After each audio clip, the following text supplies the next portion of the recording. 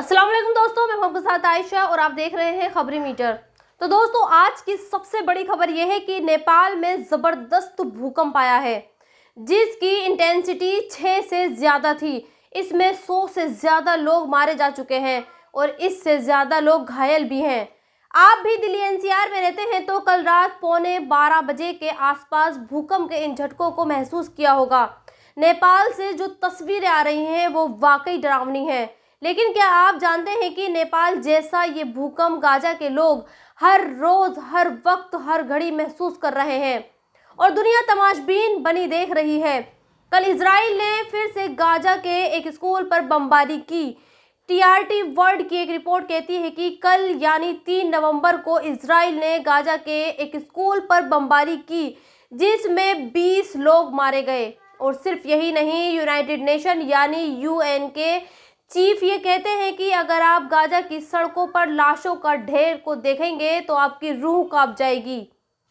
फिलिस्तीन का प्रशासन एक और आंकड़ा दे रहा है जिसके मुताबिक इजराइल ने गाजा में 7 अक्टूबर से लेकर 3 अक्टूबर तक 54 मस्जिदों को बम से उड़ाया है। और विडंबना देखिए, यह है कि दुनिया सब देख रही है।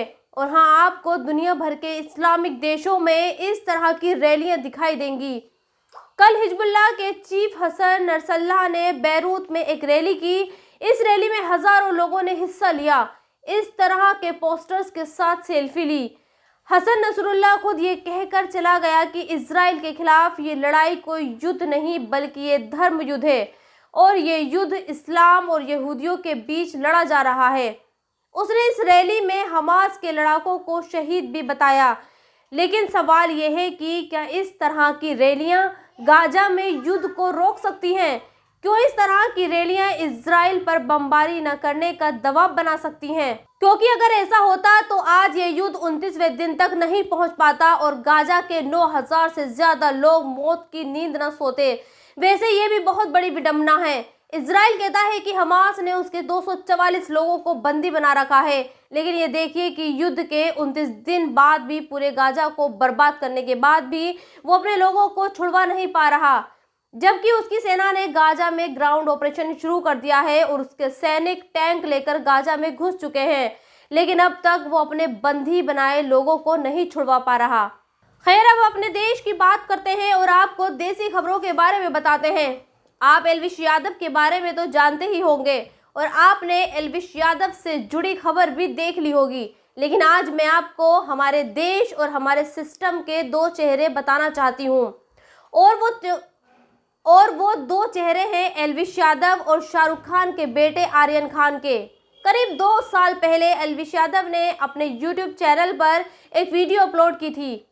इसमें एल्विश यादव ने शाहरुख खान के बेटे आर्यन खान को जमकर गरियाया था और ये कहा था कि शाहरुख खान का बेटा नशेड़ी है और जो उसे बचा रहा है या फिर जो उसे डिफेंड कर रहा है वो बॉलीवुड में ड्रग्स को नॉर्मलाइज कर रहा है। लेकिन आज एल्विश यादव के खिलाफ एफआईआर दर्ज हो चुकी है और ये एफआईआर नॉन बेलिएबल वारंट वाली धाराओं में दर्ज हुई है, यानी जिसमें अपराधी को जमानत नहीं मिलती है।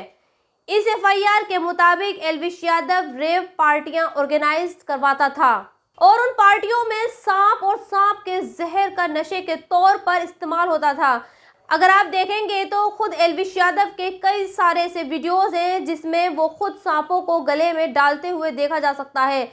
लेकिन आज इन आरोपों के बाद एल्विश यादव खुद को बेकसूर बता रहा है और हैरानी की बात यह है कि कल नोएडा पुलिस ने एल्विश को दिन में खुलासा किया, उसके खिलाफ एफआईआर दर्ज हुई, लेकिन रात में वो बिग बॉस में सलमान खान के साथ खड़ा हुआ दिखाई दिया।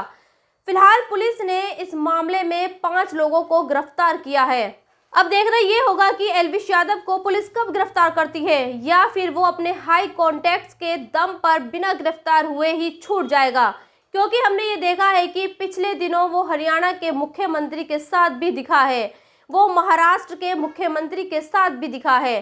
खैर, आगे बढ़ते हैं और बात करते हैं उस खबर की जो गोदी मीडिया के लिए सबसे बड़ी और सबसे जरूरी है।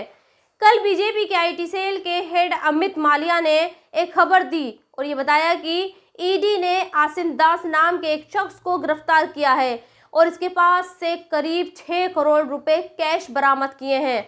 जिन पैसों को आप देख रहे हैं ये वही पैसे हैं। इस शख्स ने ये बताया है कि ये पैसे यूएई से आए हैं और इस महादेव ऐप के प्रोमोटर्स ने अरेंज करवाया है और पैसे बघेल नाम के पॉलिटिशियंस के लिए मंगवाए गए हैं। जब बघेल से ये पूछा गया कि उनका इस पैसे से क्या ताल्लुक है तो उन्होंने ये कहा कि बीजेपी जानबूझकर और सेलेक्टिवली ईडी का इस्तेमाल कर रही है। लेकिन सवाल ये पैदा होता है कि आखिर ये जो पैसा दिख रहा है वो कहीं ना कहीं से तो आया होगा और इसका इस्तेमाल भी कहीं ना कहीं तो होगा ही। तो फिर आप ये जान लीजिए कि आप जिस भी नेता को वोट देकर जिताने जा रहे हैं वो इन पैसों का नमक ज़रूर अदा करेगा, यानी वो इलेक्शन जीतने के बाद आपके काम नहीं करेगा बल्कि उसका काम करेगा जिसने अपना काम करवाने के लिए इतने पैसे दिए हैं। फिर आगे बढ़ते हैं और बात क्रिकेट की करते हैं। तो आज पाकिस्तान का मैच न्यूजीलैंड से है। अगर आप पाकिस्तान जीतती है तो फिर उसकी सेमीफाइनल में पहुंचने की उम्मीदें बरकरार रहेंगी, लेकिन अगर वो आज हार जाती है तो वो लौट कर घर वापस जाएगी। वैसे यहाँ आपको एक बात और बता दूं कि पाकिस्तान टीम जीतने वाली नहीं है, क्योंकि लोग उस पर ये इल्ज़ाम लगा रहे हैं कि वो भारत वर्ल्ड कप जीतने नहीं बल्कि हैदराबाद की लजीज बिरयानी खाने आए हैं। और इस बात की बेकरारी आप इफ्तिखार अहमद से भी जान सकते हैं। कल एक प्रेस कॉन्फ्रेंस में पाकिस्तान के इस खिलाड़ी ने बड़ी बेचारगी से ये कहा कि जब पाकिस्तान की टीम जीतती है तो कोई उनकी खाई बिरयानी पर सवाल नहीं करता, लेकिन जब हारती है तो वो हर कोई ये कहता है कि ये टीम क्या जीतेगी, इसे तो बिरयानी खाने से फुर्सत नहीं है। जो ये दिखाता है कि पाकिस्तान की टीम बिरयानी को लेकर कितनी डेस्परेट है, उसे बिरयानी कितनी अच्छी लगती है। भाई खिलाओ इन्हें खूब बिरयानी। वैसे ही बिरयानी खाने आप मैच जीतें या ना जीतें, लेकिन हाँ इस बात की गारंटी है कि आपका पेट ज़रूर मोटा हो सकता है। लेकिन इस बीच अफगानिस्तान टीम की सेमीफाइनल में पहुंचने की उम्मीद पूरी तरह से अब भी बरकरार है। कल अफगानिस्तान ने नीदरलैंड्स को हराया। आप जिस टैली को देख रहे हैं इसमें इंडिया पहले नंबर पर है और वो सेमीफाइनल में अपना टिकट पक्का कर चुकी है।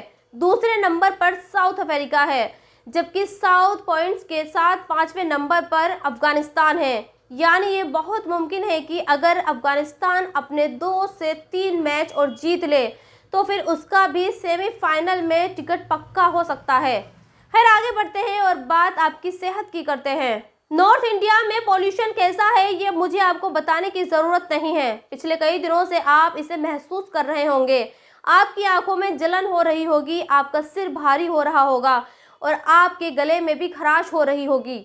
लेकिन आज मैं आपको इतना बता सकती हूँ कि जिस तरह का और जिस लेवल का पोल्यूशन इस वक्त नॉर्थ इंडिया खासतौर पर दिल्ली एनसीआर में है वो आपकी आंखें, फेफड़े, किडनी, लंग्स, हार्ट, लीवर और ब्लड और स्किन के लिए बहुत ही ज़्यादा हानिकारक है। और आप जानते हैं कि आपको ऐसे ही नुकसान पहुंचा रहा है जैसे सिगरेट पीने वाले को सिगरेट पहुंचाती है।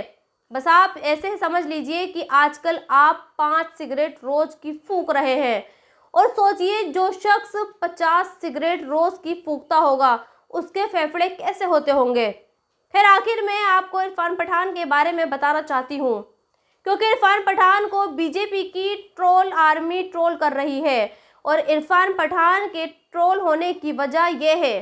कल उन्होंने गाजा में मारे जा रहे लोगों के लिए एक पोस्ट लिखी जिसमें उन्होंने ये बताया कि गाजा में हर रोज़ औसत 10 बच्चे मारे जा रहे हैं और दुनिया इन बच्चों की मौत पर खामोश है। उन्होंने दुनिया भर के लीडर्स से ये अपील भी की कि वो एक साथ आएं और इस खून खराबे पर रोक लगाएं। लेकिन इस पोस्ट के बाद इरफान पठान से सवाल पूछे जा रहे हैं। आप ऋषि बागरी और चंदन शर्मा नाम के 2 लोगों के इन पोस्ट को देखिए और आप ये जानिए कि कैसे ये लोग इजराइल के प्रेम में अंधे हो चुके हैं। इन्हें खून खराबा भी सही लग रहा है। एक ये कह रहा है कि ये खून का बदला खून है और दूसरा कह रहा है कि इरफान का इस्लामिक प्रेम जाग गया है। तो दोस्तों बस कहना इतना सा है कि आप ऐसे लोगों से सावधान रहें और हाँ आप ऐसे लोगों की परवाह करके इंसानियत से मत भागिएगा, क्योंकि गाजा में जो हो रहा है वो जुल्म है, वो वॉर क्राइम है और इजराइल एक आतंकवादी देश है जो बेगुनाहों को मार रहा है। तो दोस्तों इस वीडियो में इतना ही। आप भी अपनी राय कमेंट्स बॉक्स में लिखकर मुझे ज़रूर बताएं, और अगर अब तक आपने मेरे चैनल को सब्सक्राइब नहीं किया है तो प्लीज़ सब्सक्राइब ज़रूर कर दें। शुक्रिया।